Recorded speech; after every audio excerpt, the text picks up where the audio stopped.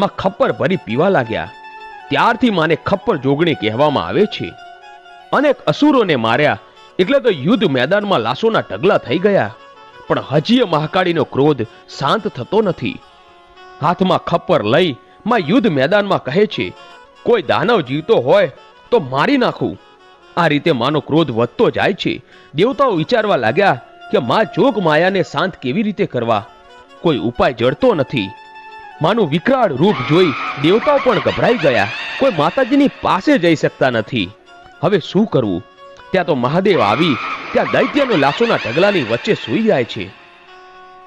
અને જેવા મહાકાળી માં હાથમાં ખપ્પર લઈને એ બાજુ આવે છે ત્યાં તો ભોળાનાથે પડખું ફેરવ્યું અને આ જોઈ એમને એમ થયું કે હજુ કોઈ દાનવ જીવતો લાગે છે. એટલે માં દોડીને આવ્યા અને ભોળાનાથના છાતી ઉપર પગ મૂકે છે. ત્યાં તો માની નજર ભોળાનાથ ઉપર પડે છે.